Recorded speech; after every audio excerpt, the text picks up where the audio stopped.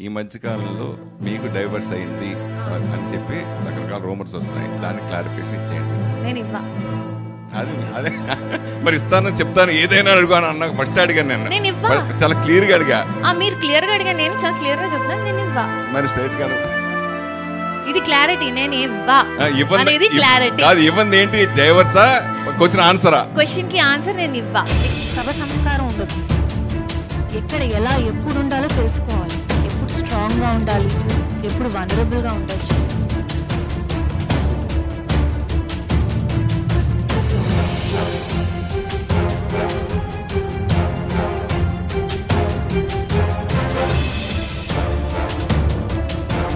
Hello friends, welcome to Salmon talks YouTube channel. మనకి ఏమీ లేనప్పుడు నీకు ఏముంది అనే వారికన్నా నీకు నేనున్నా అనే వారే మనకు ముఖ్యం. అసలు నేను ఈ మాట చెప్పడానికి గల కారణం నటి కలర్ స్వాతి. ఒకప్పుడు టీవీ హోస్ట్ గా చేసి ఆ తర్వాత సౌత్ ఇండియన్ హీరోయిన్ గా మారిన స్వాతి తన కెరియర్ లో చాలా బిజీగా ఉన్నప్పుడే కేరళకి చెందిన వికాస్ అనే పైలట్ ని ప్రేమించి 2018లో అతన్ని వివాహం చేసుకుని ఫారిన్ కి వెళ్లి సెటిల్ అయింది. ఇక పెళ్లైన తర్వాత పూర్తిగా సినిమాలకు పులి స్టాప్ పెట్టేసిన స్వాతి ఇకపై సినిమాల్లో నటించదని అందరూ అనుకున్నారు. కానీ పెళ్లైన 2 ఏళ్లకే హైదరాబాద్ కు వచ్చి మళ్ళీ సినిమాల్లో ట్రై చేయడం మొదలు పెట్టింది. ఇక అలా సమంత నిహారిక కొన్నిదేళ్లలాగే సోషల్ మీడియాలో తన భర్తతో ఉన్న ఫోటోల్ని తొలగించి ఇంటి పేరును కూడా మార్చేయడంతో స్వాతి కూడా విడాకులకు సిద్ధమైనట్లు వార్తలు వినిపిస్తున్నాయి. ఇది అలా ఉంటే మంత్ ఆఫ్ మధు అనే సినిమా ప్రెస్ మీట్ ద్వారా విడాకుల గురించి అడిగిన ఆ విషయాన్ని దాటివేయడంతో స్వాతి తన భర్త నుండి విడాకులు తీసుకుని ఇండియాకి వచ్చేసిందనే వార్తలు టాలీవుడ్ మీడియాలో కోడై కూస్తున్నాయి. అసలు స్వాతి విడాకుల విషయంలో ఎంతవరకు నిజముంది? కలర్ స్వాతి తెలుగులో ఎందుకు ఛాన్సులు రావట్లేదు? స్వాతి నిఖిల్ మధ్య అసలు ఏం జరిగింది? స్వాతి కెరియర్ నాశనం అవడానికి కారణాలేంటి అని నమ్మలేని నిజాలు ఈ వీడియోలో చెప్పడానికి నేను ప్రయత్నిస్తాను. మీరు మాత్రం ఈ వీడియోని పూర్తిగా చూడండి. Swathi Reddy alias colour Swathi. ఈమె 1987 ఏప్రిల్ 19న రష్యాలోని వడివోస్కో కాని ఊర్లో జన్మించింది. తండ్రి శివరామకృష్ణ రెడ్డి, తల్లి ఇందిరాదేవి. ఈమెకి సిద్ధార్థ అనే అన్నయ్య కూడా ఉన్నాడు. ఇక స్వాతి తండ్రి వైజాగ్ కి చెందిన వారై ఉండి తన ఎడ్యుకేషన్ పూర్తి అవగానే ఇండియన్ నావీలో జాయిన్ అయ్యారు. ఈ క్రమంలోనే తనకి ఇందిరాదేవి గారితో పెళ్ళై వీరికి సిద్ధార్థ అనే అబ్బాయి కూడా జన్మించాడు. ఇదిలా ఉంటే 1985లో రష్యా సబ్మెరైన్ లో కొన్ని సమస్యలు రావడంతో రష్యన్ గవర్నమెంట్ ఇండియన్ నావీతో తమ టెక్నికల్ డిపార్ట్మెంట్ ను పంపమని రిక్వెస్ట్ చేయగా వారు ఒక టీం ని రష్యాకి పంపగా అందులో స్వాతి తండ్రి శివరామకృష్ణ రెడ్డి గారు కూడా ఉండటం గమనార్హం. ఇక అలా తనతో పాటు తన భార్య కొడుకుని కూడా రష్యాకి తీసుకువెళ్లారు. అలా 3 సంవత్సరాలు రష్యాలోనే ఉండగా ఈ క్రమంలోనే 1987లో స్వాతి ఒక హాస్పిటల్లో జన్మించింది. అలా అక్కడ పని పూర్తయ్యాక స్వాతి తండ్రిని ముంబైకి ట్రాన్స్ఫర్ చేయగా అక్కడ 5 ఏళ్ల పాటు ఫ్యామిలీతో ఉన్నప్పటికీ ఆ తర్వాత విశాఖపట్నంకి ట్రాన్స్ఫర్ చేయడంతో ఫ్యామిలీతో కలిసి వచ్చి సెటిల్ అయ్యారు. ఇక స్వాతి తన స్కూల్ ని వైజాగ్ లోని ఈస్టర్న్ నెవల్ కమాండ్ స్కూల్లో చదివింది. చదువులో చురుగ్గా ఉన్న స్వాతి స్కూల్ ప్రోగ్రామ్స్ లో యాంకరింగ్ చేస్తూ తన మాటలతో అందరిని ఎంటర్టైన్ చేయడంతో అందరూ స్వాతితో నువ్వు టీవీలో యాంకర్ లా గలగల మాట్లాడుతున్నావు, చూడ్డానికి కూడా అందంగా ఉన్నావని ఎంకరేజ్ చేయడంతో స్వాతికి కూడా యాంకరింగ్ పై ఇంట్రెస్ట్ పెరిగింది. ఇంటర్ చదువు కోసం హైదరాబాద్ కి వెళ్ళిందో తనకు యాంకరింగ్ మీద ఉన్న ఇంట్రెస్ట్ ని తన పేరెంట్స్ కి చెప్పింది. దీంతో తమ కూతుర్ని కాదనలేక వారు కూడా సపోర్ట్ చేయడం మొదలు పెట్టారు. ఇదిలా ఉంటే గీత అనే ఆమె స్వాతి ఫ్యామిలీ ఫ్రెండ్ అయి ఉండి మా టీవీలో మేనేజర్ గా పనిచేస్తూ ఉండేది. దీంతో ఇదే విషయం స్వాతి తండ్రి ఆమెకు చెప్పగానే ఏదైనా ఛాన్స్ ఉంటే తప్పకుండా చెప్తానని స్వాతి తండ్రికి ప్రామిస్ చేసింది. ఇలా కొన్ని నెలల తర్వాత మా టీవీ వారు కలర్స్ అనే కొత్త ప్రోగ్రామ్ ని స్టార్ట్ చేసి యాంకర్ కోసం ఆడిషన్స్ నిర్వహిస్తున్నారని తెలుసుకున్న గీత గారు ఇదే విషయం స్వాతికి చెప్పడంతో మరుసటి రోజు స్వాతి ఆడిషన్ లో పాల్గొనింది. ఇక స్వాతి తెలుగు అమ్మాయి అయినప్పటికీ తనకి తెలుగు రాక ఇచ్చిన డైలాగ్ ని సరిగా చెప్పకపోవడంతో ఆ ప్రోగ్రామ్ డైరెక్టర్ ఆమెను రిజెక్ట్ చేశాడు. కానీ మేనేజర్ గీత గారు మాత్రం అమ్మాయి చాలా యాక్టివ్ గా ఉంటుంది, చాలా బాగా మాట్లాడుతుంది అని చెప్పి స్వాతితో తనకు నచ్చిన డైలాగ్ చెప్పమనగా తాను స్పైడర్ మ్యాన్ మూవీ డైలాగ్స్ ని ఇంగ్లీష్ లో చెప్తూ ఆడిషన్ ఇచ్చింది. ఇది ఇలా ఉంటే స్వాతి తండ్రి ఎలాగైనా తన కూతురిని యాంకర్ చేయాలని ఆ ప్రోగ్రామ్ కి తానే మొదటిసారిగా ప్రొడ్యూస్ చేయడంతో వారంలో బుధవారం మాత్రమే స్లాట్స్ ఇవ్వడంతో స్వాతి సినిమా గెస్ట్లతో ఇంటర్వ్యూలు చేయడం మొదలు పెట్టింది. అలా ఈ ప్రోగ్రామ్ కి 10 ఎపిసోడ్ల వరకు ఆదరణ దొరకపోయేసరికి ఆ షోని క్యాన్సిల్ చేద్దాం అనుకుంటున్నప్పుడే ఎప్పుడైతే ప్రభాస్ మరియు జూనియర్ ఎన్టీఆర్ తమ మూవీ ప్రమోషన్ కోసం స్వాతి ప్రోగ్రామ్ కి వచ్చారో ఆ ఎపిసోడ్లతో షో రేటింగ్ అమాంతంగా పెరిగిపోయింది. ఇక అలా స్వాతి ఒకవైపు సెయింట్ మేరీస్ కాలేజ్ లో బిఎస్పీ చదువుతూనే మరోవైపు కలర్ షో ద్వారా పాపులర్ అయి బుధవారం టెలికాస్ట్ అవ్వవలసిన ప్రోగ్రామ్ శనివారం ప్రైమ్ టైమ్ లో 30 minutes స్టార్ట్ అవ్వడం,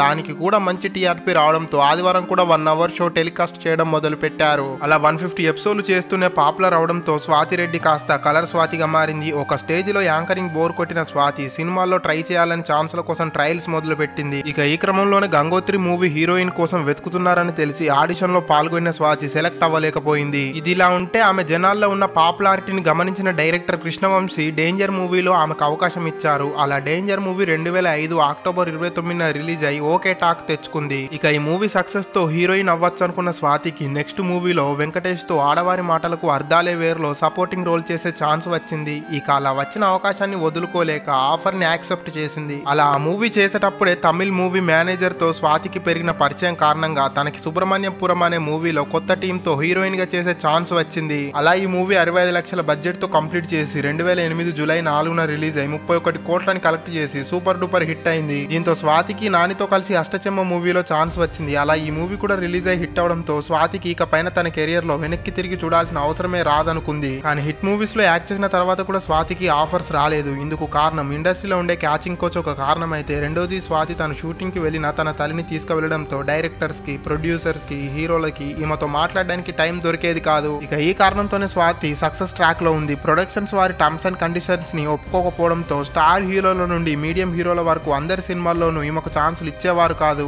దీంతో లో బడ్జెట్ మూవీస్ అయిన కలవరమాయ మదిలో, గోల్కొండ హై స్కూల్ కథ, స్క్రీన్ ప్లే, దర్శకత్వం, అప్పల్ రాజు, బంగారు కోడిపెట్ట అనే మూవీ చేస్తూనే మరోవైపు మిరపకాయ కందిరీగా అనే మూవీలో చిన్న చిత్క సపోర్టింగ్ రోల్స్ చేస్తూ ఉండేది. ఇక ఈ మూవీస్ రిలీజ్ అయిన స్వాతి కెరియర్ కి మాత్రం ఎటువంటి ప్రయోజనం కలగలేదని చెప్పవచ్చు. దీంతో స్వాతి తన మకాన్ని తమిళ్ మలయాళం ఇండస్ట్రీకి మార్చేసింది. నార్త్ 24 ఖాతా, ఇర్కుదాన్, ఆశపట్టై బాలకుమార, పోరాలి అనే మూవీ చేసిన స్వాతి తెలుగులో ఫేస్ చేసిన ప్రాబ్లమ్స్ తమిళ్ మలయాళం ఇండస్ట్రీలో కూడా ఫేస్ చేయడంతో అక్కడ కూడా తనకు చిన్న చిత్క సపోర్టింగ్ పాత్రలే వచ్చేవి. దీంతో ఇలా ఉంటే అవ్వదని, తనకు ఒక హీరో సపోర్ట్ ఉంటే మళ్ళీ ఇండస్ట్రీలో తన సత్తా చాటుకోవచ్చు అనుకున్నప్పుడే ఒక పార్టీలో హీరో నిఖిల్ ని కలవడం, అలా వీరిద్దరికి పెరిగిన మంచి స్నేహం కారణంగా వీరిద్దరు కలిసి స్వామి రారా అనే మూవీలో కలిసి చేశారు. అలా ఈ మూవీ రిలీజ్ అయ్యి ఓకే టాక్ తెచ్చుకోవడంతో మళ్ళీ వీరిద్దరు కలిసి కార్తికేయన్ మూవీ చేయడం జరిగింది. అలా వీరిద్దరు ప్రేమలో ఉన్నారని, త్వరలోనే పెళ్లి చేసుకోబోతున్నాననే వార్తలు బయటికి రావడంతో స్వాతి పేరెంట్స్ నిఖిల్ తో ఇకపై యాక్ట్ చేయకూడదని, చేస్తే సినిమాలు చేయలేవని తేల్చి చెప్పడంతో స్వాతి చేసేదేమీ లేక అప్పటికే శంకరాభరణం మూవీకి సైన్ చేసిన అడ్వాన్స్ ను తిరిగి ఇచ్చేసింది. అలా తర్వాత డబుల్ బ్యాలర్, తిరియాని మూవీస్ లో యాక్ట్ చేసిన మూవీస్ అన్ని బ్యాక్ టు బ్యాక్ రిలీజ్ అయి ఫ్లాప్ అయ్యాయి. ఇక ఈ సినిమా గ్రాఫ్ పూర్తిగా పడిపోవడంతో ఇంట్లో వారు స్వాతికి పెళ్లి చేయాలని డిసైడ్ అయ్యి తమ ఫ్యామిలీ ఫ్రెండ్ మరియు పైలట్ గా పనిచేస్తున్న వికాస్ తో స్వాతికి పెళ్లి నిశ్చయించారు. కానీ స్వాతి ఇమీడియట్ గా పెళ్లికి ఒప్పుకోకుండా కొన్ని రోజులు వికాస్ తో డేట్ చేశాకే వీరిద్దరికి మంచి అండర్స్టాండింగ్ కుదరడంతో ఇద్దరు హైదరాబాద్ లో